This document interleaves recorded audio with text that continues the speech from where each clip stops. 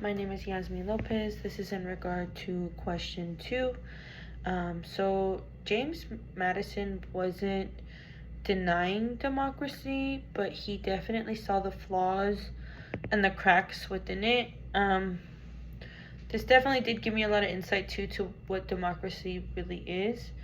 In Federalist 10, he was honest about one thing, and that is naturally we form factions just based off human nature.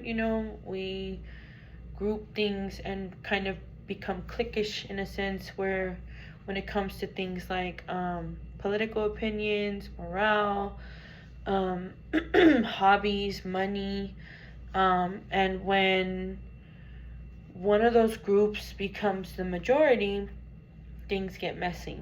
And we can see that in today's presidency and administration.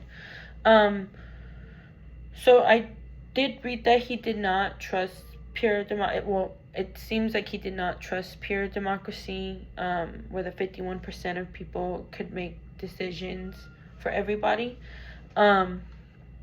He referred to that becoming the tyranny of the majority.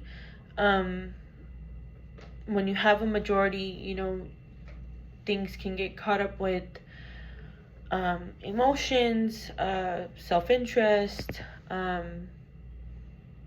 power, trends, and Madison did not want to be a part of that. So to rectify that, he presented a republic, which is where a system where we vote for reps who ideally keep a level head and make choices for the good of all people, not for just the majority of one group or a faction, and not necessarily just the loudest or the brightest crowd.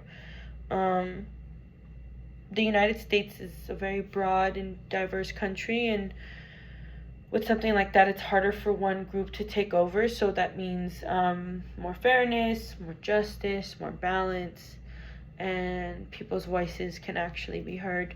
And at the end of the day, Madison did believe that the Constitution, the setup of it gave us, I guess, the best shot for what could be deemed as a perfect government.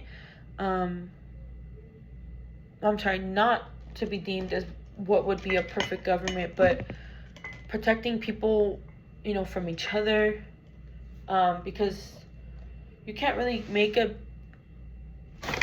concise decision based on a 51%, especially when it comes to things like presidency. I do feel like it's not as fair, especially in the graph in which it was broken down.